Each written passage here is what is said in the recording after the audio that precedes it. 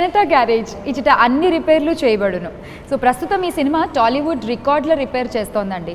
ఇంత సక్సెస్ అయింది మూవీ, ఎక్కడ చూసినా ఇదే హాట్ టాపిక్. సో ఈ సినిమా గురించి ఇప్పటివరకు ఎన్నో ఇంటర్వ్యూస్ వచ్చాయి, కానీ ఇప్పుడు నేను మీకు చూపించబోయే ఇంటర్వ్యూ మాత్రం ఎక్స్క్లూజివ్గా జనతా గ్యారేజ్ ఇంటర్వ్యూ. సో గ్యారేజ్లో ఉన్నాం మనం ఇప్పుడు. అలాగే మనతో పాటు ఉన్నారు ఈ గ్యారేజ్ మెకానిక్స్, అలాగే ఆనంద్ అలాంగ్ విత్ శివ గారు. వాళ్ళతో మాట్లాడేద్దాం. ఈ జనతా గ్యారేజ్తో మీకు చాలా అసోసియేషన్, చాలా ఎక్స్పీరియన్స్, చాలా మెమరీస్, అండ్ ఫైనల్లీ ఈరోజు ఇది super duper hit. So how you feeling? నాకు తెలిసి so many memories it will be, అంటే చాలా చాలా రోజులు గుర్తుండే మెమరీస్ ఉన్నాయండి సినిమాలో. And very nice actually on a positive note and all. And being friends, అందరం ఫ్రెండ్స్ అవడం ఒక advantage. So yeah, fun shooting. ఎవ్వరు వీరెవరు, ఎవరికి వరుసకు ఏమవరు, అయినా అందరి బంధువులు, జయ హో జనతా. జనతా గ్యారేజ్లో ఉన్న మెకానిక్స్లో ఒకళ్ళు సిక్ ఉన్నారు, ఒకళ్ళు ముస్లిం ఉన్నారు, అండ్ ఒకళ్ళు హిందూ ఉన్నారు. లైక్ ఇట్లా అందరూ కలిసి మెలిసి ఉండాలి అనే కాన్సెప్ట్తోనా అలా పెట్టింది, లేకపోతే అంటే ఎగ్జాక్ట్ అట్లా అంటే ఆ క్యాల్కులేషన్ ఏం లేదు, కానీ అంటే ఒక గ్యారేజ్ అంటే అలా ఉంటుందేమో అని ఫీలింగ్ నాకు ఇప్పుడు నా విజయవాడ గుంటూరులో నేను చిన్న మెకానిక్స్ గ్యారేజ్కి వెళ్ళినప్పుడు సర్దార్జీ ఉంటాడు, బలమైన మెకానిక్ ఉంటారు, ముస్లిం ఉంటారు, ఒక బోస్ లాంటి పేరు ఉంటుంది. అంటే అప్పుడే ఆ గ్యారేజ్ కంప్లీట్గా ఉంటుందని అనుకున్నాం. So that's how garage was design. అంతే.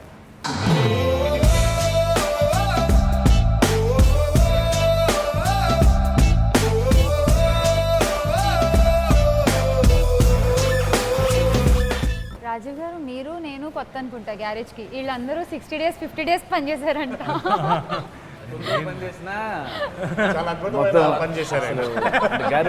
టెస్ట్ మ్యాచ్ ఆడితే T20 ఆడేసి వెళ్ళిపోయాడండి.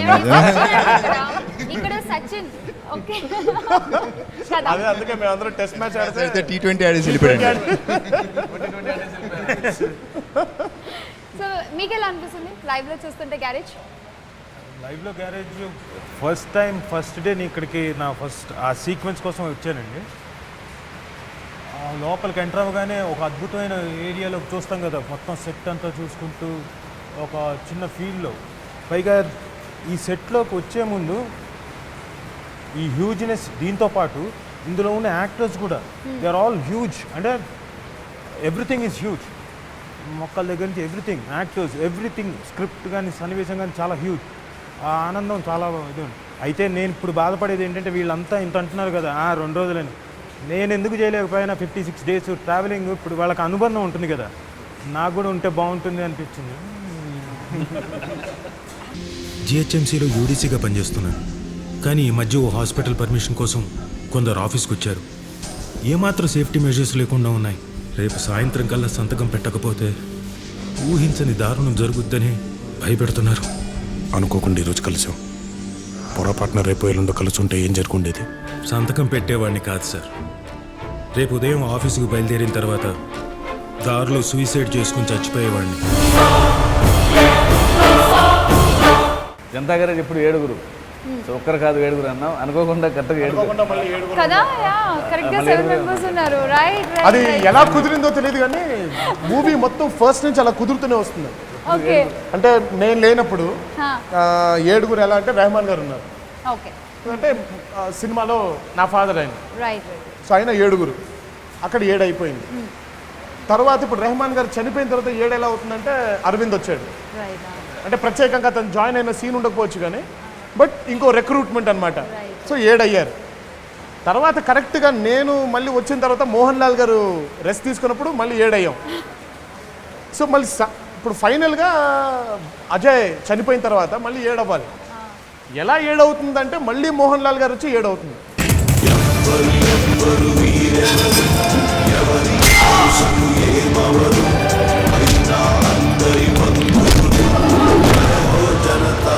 గ్యారేజ్ పద్ధతులు కూడా మారాయి. కష్టం ఉందని తెలిస్తే చాలు ఎగబడి వెళ్ళిపోతున్నాం.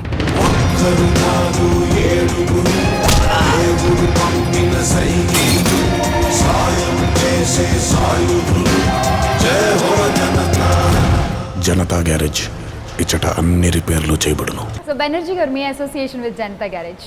ఇన్ని రోజులు చేసిన తర్వాత లిటరల్లీ నేను ప్రాక్టికల్గా షూటింగ్ అయిపోయిన నెక్స్ట్ డే నేను మార్నింగ్ లేచిపోయి షూటింగ్కి వెళ్ళాలన్న ఫీలింగ్లోనే లేచిపోయా. I don't know, I just got up and wanted to go for shooting. Then I realise అప్పుడు అనిపించింది అదే అయిపోయింది కదా షూటింగ్ అనేసి. సో అంత గల అందరం ట్రావెల్ చేసి వెళ్ళిపోవడం అనేది అండ్ చాలా చాలా చాలా సంతోషంగా ఉంది. సో ఇదంతా అయిన తర్వాత టుడే సినిమా ఇంత బాగా ఆడుతున్నందుకు, మంచి సినిమాని ప్రేక్షకులు బాగా ఆదరిస్తూ మళ్ళీ చూస్తున్నందుకు చాలా బాగుంది. నేను సినిమా చూశాను, సినిమాలో ఏడిపించేశారు. తను పర్ఫామ్ చేసి తన ఫీలింగ్ని ఏడుస్తూ కళ్ళంటే నీళ్లు పెడుతూ రియలిస్టిక్గా చేసింది. రియల్లీ నాకు కళ్ళంటే నీళ్ళు వచ్చేసింది. It was great. అయిన గ్యారేజీ చాలా ఒక టెంపుల్ లాంటిది వాళ్ళకి. 100 మంది ఇక్కడికి వస్తారు ఇబ్బందులతో, మేము వెళ్తాము. అలాంటిది ఎవరో కొత్తగా ఒక స్ట్రేంజరు ఒక ఇన్సిడెంట్తో అతనికి వెళ్ళి ఒక ఇన్సిడెంట్తో అతనికి అప్పచెప్పేశారు బాధ్యత. ఏం చేయలేము, ఆయన చెప్పాడు వెళ్దాం అని. ఎప్పుడైతే వెళ్ళినప్పుడు వాళ్ళు గురయ్యే అనుభూతి అంటే మళ్ళీ పూర్వ వైభవం వచ్చేసింది ఆ గ్యారేజ్కి. సో ఆ లీడర్ ఎవరైతే whose leading the garage, so అది వాళ్ళందరికీ ఏంటంటే ఇట్స్ లైక్ చిన్న ఒక గూస్ బంప్స్ లాగా అనమాట. దట్ వాజ్ అందుకే అజయ్ డబ్బింగ్ చెప్పడానికి వెళ్ళి, Brahmaji and Ajay I think ఇద్దరు డబ్బింగ్ చెప్పడానికి వెళ్ళి రాజీకి ఫోన్ చేసి, ఇన్ని రోజులు కష్టపడ్డాం రా మేము, ఒక సీన్తో మొత్తం నువ్వు ఎలాంటి వెళ్ళిపోయావు.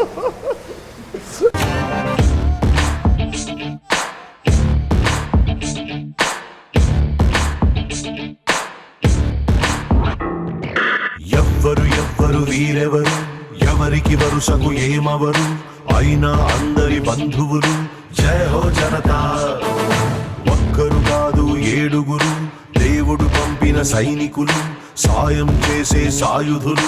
జయ హో జనతా. వెనుకడుకైపోరు మనకెందుకు అనుకోరు, జగమంతా మనదే పరివారం అంటారు. ప్రాణం పోతున్నా ప్రమాదం అనుకోరు, పరులకు వెలుగిచ్చే ధైర్యంగా పుట్టారు. నాకు బాగా నచ్చే రియాక్షన్ మాత్రం నాకు బాగా అసలు నచ్చేది, ఫస్ట్ కొట్టగానే జాన్ అండ్ బెనర్జీ గారు అలా వచ్చి ఆగిపోయిన తర్వాత ఇంకో షాట్కి కొడితే బీరో ఊగుతూ ఉంటుంది. ఊగుతూ ఉంటే సంతోష్ ఆ బీరోని అలా ఆపి అజయ్ వైపు అలా చూస్తాడు ఒకసారి, ఏంటిది మనం చూసేది నిజమా అన్నట్టుగా. అజయ్ మాత్రం సంతోషించి ఉంటూ బీరోని చూస్తూ ఉంటాడు. అంటే జనతా గ్యారేజ్లో ఫస్ట్ వచ్చింది వీళ్ళిద్దరు అనమాట. తర్వాత మిగతా వాళ్ళందరూ బ్రహ్మాజీగా అవ్వచ్చు, జాన్ అవ్వచ్చు, సంతోష్ కానీ, అరవింద్ కానీ. సో అదేంటంటే ఆ బీరవాన్ని నాకు బాగా బాగా బాగా బాగా నాకు ఇష్టమైన. అండ్ మొత్తం అదే ఫైట్లో అందరికంటే కొంచెం వీళ్ళందరూ అగ్రెసివే, బట్ జాన్ ఐ మీన్ ఆ సర్దార్జీ క్యారెక్టరైజేషన్ అతను ఇంకా అగ్రెసివ్ అనమాట. ఓ చిన్న సీన్లో మోహన్ లాల్ గారు ఆర్డీఓతో ఎవరితో డీల్ చేస్తుంటే ఆయన ఏదో రివర్స్గా మాట్లాడుతుంటారు మోహన్ లాల్ గారితో. సో వెనకాల నిల్చొని ఉంటే అతను అలా చూస్తుంటాడు మోహన్ లాల్ గారిని, అంటే నువ్వు ఇంకా ఊరుకుంటావేంటి, కొట్టినా నేను అసలు ఏంటి ఇలా మాట్లాడుతున్నాడు ఏంటి అన్నట్టుగా చూస్తూ ఉంటాడు. సో అతని షాట్ లాస్ట్కి మన శ్రవణ్ అనే క్యారెక్టర్ అలా కొట్టిన తర్వాత షాట్ అసలు అతను ఫస్ట్ అందరికంటే ముందు అతను వచ్చేస్తుంటాడు, అంటే అతను బిర్యానీ పెట్టినట్టు అలా ఉంటాడు అసలు. So each and every character has got an emphasis. So అందుకే నేను జనతా గ్యారేజ్లో ఎవరి క్యారెక్టర్ కూడా నేను లాస్ట్ టైం ఇంటర్వ్యూ ఇచ్చినప్పుడు ఏ క్యారెక్టర్ కూడా మర్చిపోకుండా వెళ్ళిపోమను, అన్ని గుర్తుపెట్టుకుంటాం. ఎదుటోడి కష్టం విని కళ్ళల్లో నీళ్లు తిరిగి గొంతులో ముద్ద దిగకపోవడం. ఒక నార్మల్ మెకానిక్ ముఖ్యమంత్రి పక్కన కూర్చుని మాట్లాడడం అనేది అసలు మనం ఇమాజిన్ కూడా చేసుకోలేము అసలు మామూలుగా అయితే. సో అంటే మీకు ఎలా వచ్చింది ఐడియా, ఎక్కడైనా చూసారా ఎవరినన్నా అలా, ఏంటి ఇన్స్పిరేషన్? సినిమాలో డైలాగ్ వచ్చిన కట్ అయిపోయింది అక్కడ. ఆయన మెకానిక్, జనతా గ్యారేజ్లో మెకానిక్ ఆయన. ఓకే. మామూలుగా జనతా గ్యారేజ్లో మెకానిక్ సీఎంతో ఎక్కడైనా కూర్చుంటాడు సార్, ఎక్కడైనా కూర్చోగలడు ఆయన. అంటే సొసైటీ పట్ల అంత బాధ్యత ఉన్న జనతా గ్యారేజ్ కాబట్టి జనం కోసం నిలబడే మనుషులు, జనం కోసం నిలబడే గ్యారేజ్. సో దాన్ని నడిపించే మనిషి ఎక్కడైనా కూర్చోగలడు, ఎక్కడైనా కూర్చోవాలి. సాంగ్లో కూడా ఉంటుంది, వెనకడుగు అయిపోరు మనకెందుకు అనుకోరు, జగమంతా మనదే పరివారం అంటారు. సో వాళ్ళు వృత్తిరీత్యాగా వాళ్ళకి బ్రతుకు తెరువు, మెకానికల్లా పనిచేయడం, ఓకే. బట్ వాళ్ళ బాధ్యత సమాజం పట్ల వెళ్ళి సమాజాన్ని రిపేర్ చేయడం. సో అంత డెప్త్ ఉన్న ఇదన్నమాట. వెనుకడుకైపోరు మనకెందుకు అనుకోరు, జగమంతా మనదే పరివారం అంటారు. ప్రాణం పోతున్నా ప్రమాదం అనుకోరు, పరులకు వెలుగిచ్చే ధైర్యంగా పుట్టారు. జనతా గ్యారేజ్ ఈ టైటిల్ ఎప్పుడు అనుకున్నారు? అసలు అంటే దీనికి టైటిల్ గురించి ఆలోచించలేదు. అంటే ఎంతసేపటికి జనతా గ్యారేజ్లో ఆయన జనతా గ్యారేజ్ పెట్టుకున్నారు, జనతా గ్యారేజ్ మూతపడింది, జనతా గ్యారేజ్కి మళ్ళీ ఈయన వచ్చారు, ఈయన తీసుకున్నారు. అంటే ప్రతి పదంలో జనతా గ్యారేజే ఉంది. సో ఈ సినిమాకి ఇంకేం పేరు పెడతాం, మీరు రైటర్ అయినా జనతా గ్యారేజే పెడతారు. చాలా సింపుల్ అయితే నిజం. కరెక్ట్. అంటే క్యారెక్టర్ పేరే పెట్టాలి. ఇప్పుడు మామూలుగా మనం చాలా సినిమాల్లో హీరో పేర్లు టైటిల్గా పెడతాం. సో మా సినిమాలో జనతా గ్యారేజ్ హీరో కాబట్టి సో జనతా గ్యారేజ్ పేరే పెట్టుకున్నాం. నిజంగానే ఇది హీరో అండి. సో అంటే మీకంటే కూడా ఇదే ఎక్కువ పెద్ద క్యారెక్టర్ ఉంది సినిమాలో. ఆనంద్ కంటే కూడా Janata garage is having a long character. నేను టెంపుల్ లాగా నమ్మేమండి. పక్కా లోకల్ నేను పక్కా లోకలో, నేను వాడే గాజులు కోకారైకల్లన్నీ ఓరమాసు లెక్కలో. నేను పక్కా లోకల్ నేను పక్కా లోకలో, నేను వాడే గాజులు కోకారైకల్లన్నీ ఓరమాసు లెక్కలో. లేదు సార్, మూవీ షూట్ ఉన్నప్పటి నుంచి కూడా గ్యారేజ్ చాలా హాట్ టాపిక్గా ఉంది. అండ్ ఎందుకు నేను ఇటు పక్క నుంచి వెళ్తా కూడా ఓ ఇదే నా జనతా గ్యారేజ్ సెట్ మొత్తం ఇక్కడే లోపల షూటింగ్ జరుగుతూ ఉంది, పీపుల్ మాట్లాడుకుంటా ఉన్నారు, రైట్? సో అరవింద్ ఏంటి అవుట్ ఆఫ్ ఎక్కడికి వెళ్ళిపోయారు అసలు? షూటింగ్ లొకేషన్ సినిమా సక్సెస్ దగ్గర సెట్లో ఉన్నాం కదా, ఏది రిపేర్ చేయాలని ఆలోచిస్తున్నాను. ఇంకా ఏం రిపేర్ చేద్దామా? నాకంటే సినిమాలో యంగెస్ట్ మెకానిక్ ఆయన ఎలా రండి, మేము ఉన్నామండి. అయిన తర్వాత యంగెస్ట్ మెకానిక్ మేమండి. మీరు ఆయన యంగ్ చేశారేంటండి? అంటే మీరు నాకు కథలో చెప్పని ఎలిమెంట్స్ ఇదా? కథలో చెప్పని ఎలిమెంట్ అంటే అతన్ని ఆయన యంగా మెకానిక్ కాదు కదా అని అప్పుడు బట్ అంటే వచ్చి నేర్చుకున్నారు. తర్వాత నేర్పారు కదా. అరవింద్ చెప్పండి. అరవింద్, సో ఇంత పెద్ద ఓషన్లో యూర్ ఆల్సో డ్రాప్ ఎలా అనిపిస్తుంది? First of all thank you అండి మీకు. లాస్ట్ వీక్ షూటింగ్ అయ్యి ఇక్కడి నుంచి ప్యాకప్ అయ్యి లాస్ట్ డే వెళ్ళబుద్ధి కాలే ఇక్కడి నుంచి మాకు. మళ్ళీ మీ వాళ్ళు అందరం కలిసాం. అలా చాలా అంటే చాలా ఎమోషన్ అనిపిస్తుంది వెళ్ళిపోవడానికి. ఇక్కడ లాస్ట్ డే వెళ్ళిపోతున్నాం, మిస్ అయిపోతున్నాం అని. Thank you very much. Thank you sir నాకు ఇందులో వచ్చిన. Thank you. అలాగే తారక్ గారికి నా కెరీర్ స్టార్ట్ అయింది ఆషుక్ మూవీ నుంచి. ఆ మూవీ తర్వాత మళ్ళీ ఆయనతో టెంపర్ చేశాను. ఈ మూవీ ఇన్ని డేస్ వర్క్ చేశాం. Thank you. సో జనతా గ్యారేజ్లో ఇప్పుడు ప్రస్తుతం ఏం రిపేర్లు జరుగుతున్నాయి? మీరు బయలుదేరితే ఏదో మీరు ఉన్నారు కదా అని కాసేపు గ్యాప్ తీసుకోవడమే తప్ప మళ్ళీ మీరు వెళ్ళిపోగానే మా బట్టల మీద వేసుకొని బళ్ళు రిపేర్ చేసుకోవడం. కాసేపు రాజీవ్ ఉన్నాడు కాబట్టి ఫస్ట్ తను రిపేర్ చేసి ఆ తర్వాత బళ్ళని రిపేర్ చేస్తాం. థియేటర్ కలెక్షన్స్ రిపేర్ జరుగుతున్నాయి కదా. రైట్ ఆన్సర్ నా క్వశ్చన్కి.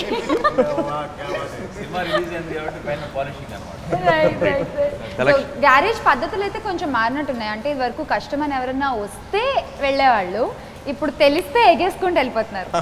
అంతేనా? ఎగబడి ఓ సారీ, ఎగబడి అంటే ఇంకా మోర్ పవర్ఫుల్. అంతే ఎగేసుకున్న బదులు ఎగబడి. కష్టం ఉందని తెలిస్తే చాలు పరిగెత్తుకుంటూ వెళ్ళిపోయేవాళ్ళం. రైట్. కష్టం తెలియాల్సిన ఉంటే తెలిస్తే చాలు ఎగబడి వెళ్ళిపోతాం. కష్టం ఉందని చెప్తే పరిగెత్తుకుంటూ వెళ్ళేవాళ్ళం. కష్టం ఉందని తెలిస్తే చాలు ఎగబడి వెళ్ళిపోతాం. మీకు సత్యం గారి ఆధ్వర్యంలో బాగుందా, ఆనంద్ ఆధ్వర్యంలో బాగుందా జనతా గ్యారేజ్? ఇది చాలా టఫ్ అండి, చాలా టఫ్ చెప్పడం, చాలా టఫ్. ఎందుకంటే సత్యం గారితో చేయడము అది ఒక యూనిక్ ఎక్స్పీరియన్స్. తర్వాత అన్నగారు రావడము. యాక్చువల్గా నేను ఈ సందర్భంగా ఒక విషయం చెప్తాను అన్నయ్య.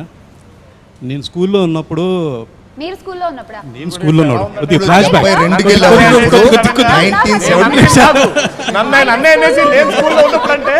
అంటే ఒక విషయం చెప్తాను. నేను ఒక విషయం చెప్తాను. అంటే మహానాడు అప్పుడు అన్నగారు పెద్ద అన్నగారు సీఎం ఉన్నప్పుడు మహానాడు జరిగింది నిజాం కాలేజ్లో. అప్పుడు నేను స్కూల్లో ఉండే. ఒక స్పోర్ట్స్ కాంపిటీషన్లో ఆయన దగ్గర ఒక మొమెంటో ప్రైజ్ తీసుకున్నాను. నేను ఆయన్ని పెద్ద ఫ్యాన్. నేను ఆయన్ని చూడంగానే ఒక విశ్వరూపం చూసినట్లు ఫీలింగ్, ఒక వావ్ ఎఫెక్ట్. ఇలాగనే చూసాను. ఆ మూమెంట్ ఇంకా ఉందన్న నా దగ్గర. తర్వాత ఫిబ్రవరి లాస్ట్ వీక్ ఫస్ట్ షెడ్యూల్ జరిగేటప్పుడు అప్పుడు ఎన్టీఆర్ గారు మా అన్నగారు జాయిన్ కాలేదు. సో రోజు వచ్చారు అన్నగారు నేను ఫస్ట్ టైం చూడడం అక్కడ. ఆయన్ని చూడగానే నాకు సేమ్ ఫీలింగ్ అండి, ఆ అన్నగారు చూసిన ఫీలింగే సేమ్ ఫీలింగ్ కలిగింది నాకు. Believe me, I said wow, yes, తాతగారు గుర్తొచ్చారు.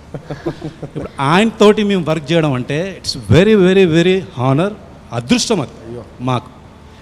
అండ్ మోహన్ లాల్ గారు కూడా సూపర్ స్టార్, ఆయనతో స్క్రీన్ షేరింగ్ చేసుకోవడం అనేది ఒక పెద్ద అదృష్టం. ఇవన్నీ ఎలా కుదిరినాయి మా శివగారు. కానీ అలాంటిది నాకు ఇంత పెద్ద క్యారెక్టర్ ఇచ్చేసి ఒక సూపర్ స్టారు, ఒక మార్వలస్ స్టారు, ఒక యంగ్ టైగర్ తోటి మాకు ట్రావెల్ అయ్యేటట్టు చేసినారు. అది ఎంతో అదృష్టం. కష్టం ఉందని తెలిస్తే చాలు ఎగబడి వెళ్ళిపోతున్నాం.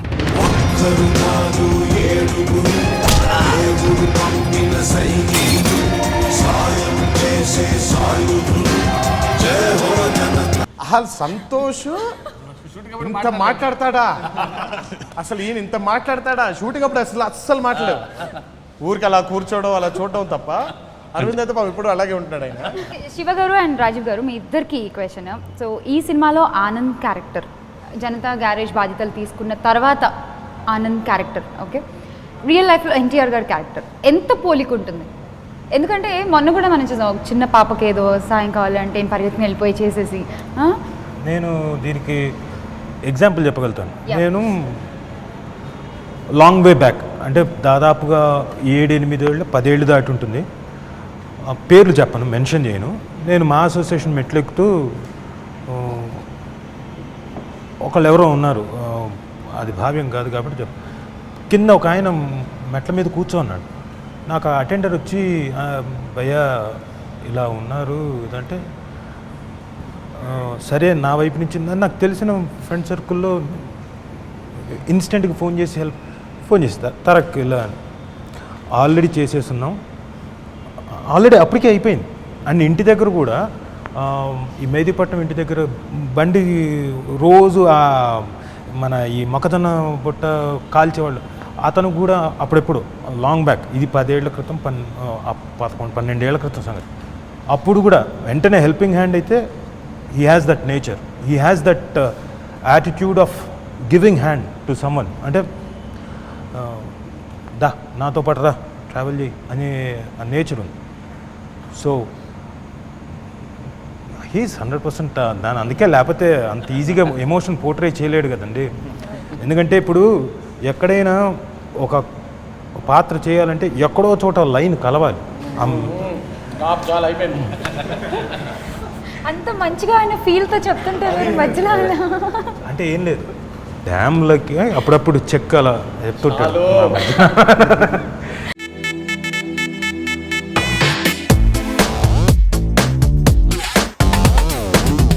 నుంచి దిగి వచ్చావా యాపిల్ బ్యూటీ, నిన్ను చూసి కనిపడ్డాడా న్యూటన్ గ్రావిటీ. నువ్వు పుట్టక ముందు లోకం చీకటి, నీ వెలుగే ఎడిసన్ బల్బ్ అయిందా ఏమిటి?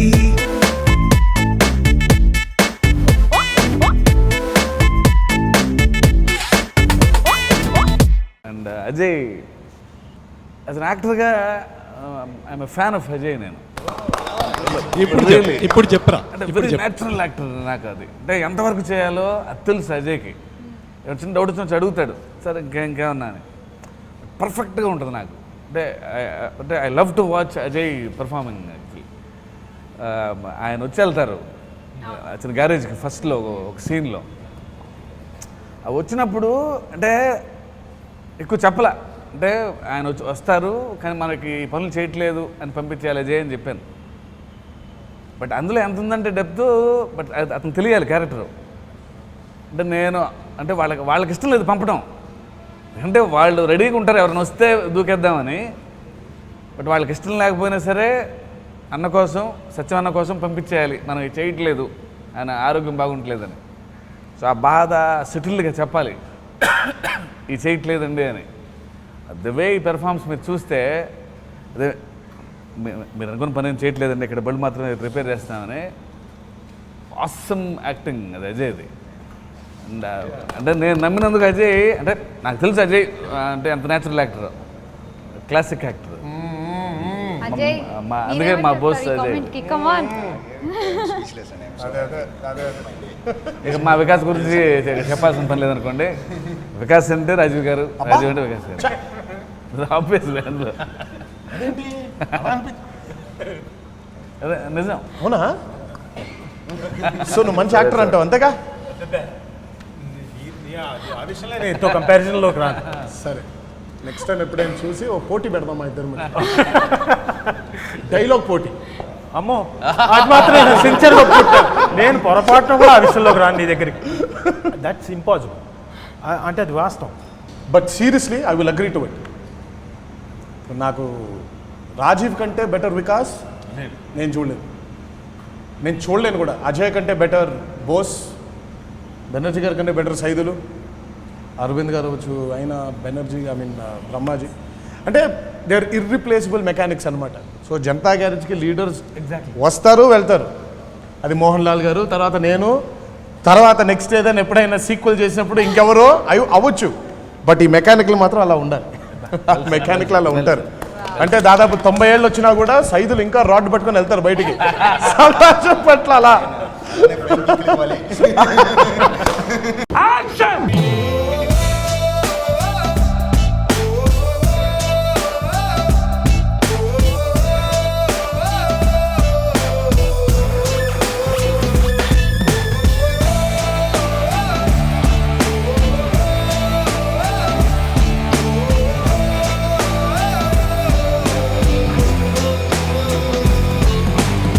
సో అజయ్ గారు, I really want to talk to you.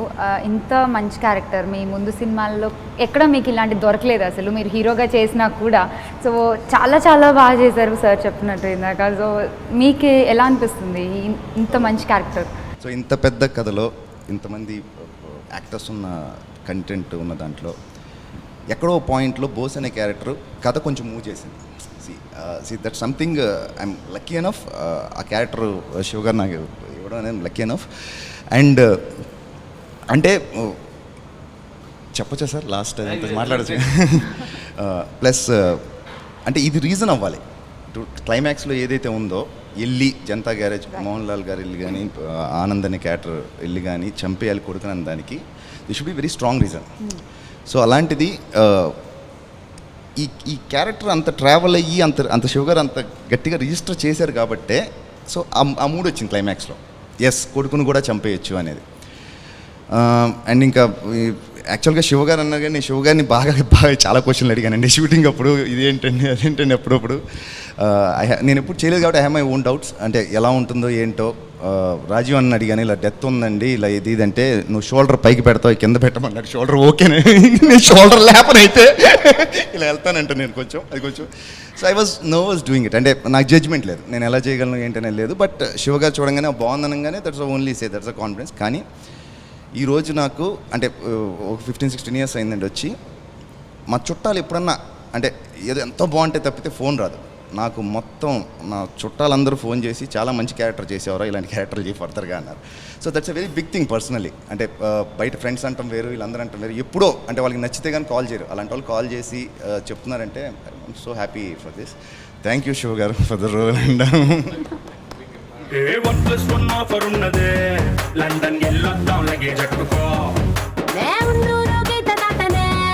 సరుకు తోటల్లో సైకిల్ వేసుకో,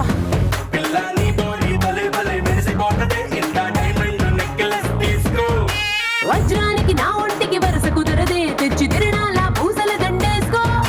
నువ్వు చాలా సింపుల్, ఇదే ఉంది శాంపుల్, పాష్ కొండలేదు నా సిస్టము. నాకు బాగా నచ్చింది ఏంటంటే the character establishment of 2 brothers. Mohan Lal గారి అబ్బాయికి నాకు ఫస్ట్ కాన్ఫ్రంటేషన్. నేను ఫస్ట్ టైం సినిమా చూస్తున్నప్పుడు దిస్ వాజ్ మై ఎక్స్ప్రెషన్. అంటే సినిమా అన్ని రోజులు చేశాను నేను. ఆ సీన్ ఎలా ఉంటుందో తెలుసు, ఆయన ఎలా డైరెక్ట్ చేస్తారో తెలుసు, దేవి గారు ఎలా బ్యాక్గ్రౌండ్ మ్యూజిక్ ఇస్తారో తెలుసు. కానీ బట్ ఆ ఫిల్మ్లో ఎంత ఎంగేజ్ అయిపోయానంటే నాకు వాళ్ళిద్దరు అసలు కలుస్తుంటే అబ్బా అన్నాను. ఒకసారి శివ పక్కనుంటే అలా అన్నాను. బికాజ్ అంటే ఇద్దరు లాంగ్ లాస్ట్ బ్రదర్స్ వాళ్ళు కలుస్తున్నారు. కలిసినప్పుడు ఇదంతా చెయ్యొద్దు అని అన్నప్పుడు ఉన్ని ముకుందన్ గారు చిన్నప్పటి నుంచి చెయ్యొద్దు ఇది చేయొద్దు అది చేయొద్దు అనేది బాగా విని బాగా అలసిపోయాను, ఇంకా నేను వినదలుచుకోవట్లేదు అని. అదే ఆయన క్యారెక్టర్. ఎందుకంటే చిన్నప్పటి నుంచి కూడా తన ఆశలు చాలా పెద్దవి. జనతా గ్యారేజ్ వాళ్ళకి ఉండకూడని ఆశలు తనవి. ఇప్పుడు ఆనంద్ డైలాగ్ ఎలా ఉంటుందంటే, నాకు మాత్రం చెప్పిందే మళ్ళీ చెప్పి ఇంకా చెప్పాలనిపిస్తూ ఉంటుందంటే.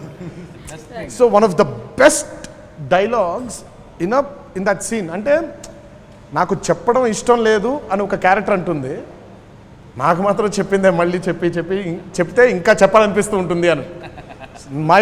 బాగా ఇష్టమైన మాటల్లో అదొక మాట. సో ఇందాక ఎన్టీఆర్ గారు అన్నట్టు లెట్స్ హోప్ సీక్వెల్ సూన్, కానీ మెకానికల్ మాత్రం ఇలానే ఉండాలన్నారు. చూడాలి అంటే మళ్ళీ ఎత్తుక్కోవాలి. We expect same Anand actually, same Keshav. Vikas late అయిపోయింది. వికాస్ కి ప్రాబ్లం అయిపోయింది. అతని ప్రాబ్లం చచ్చిపోయాను నేను. ఎవరు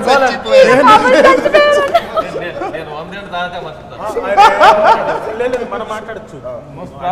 ఎలా నువ్వు అన్ని పనులు వదిలేసి ఇతని బదులు వచ్చేస్తావా? ప్రాబ్లం వస్తుంది. నేను ఓస్ పరిస్థితి ఆయన అప్పటికే చెప్పేస్తున్నారు నేను చచ్చిపోయాను.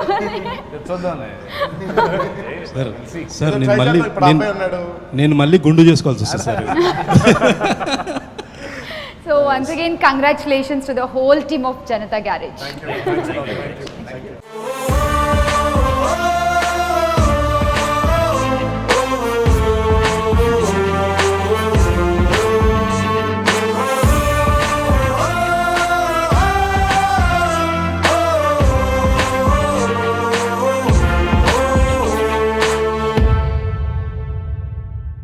కలిపితే బాగుండనిపించుంటుంది.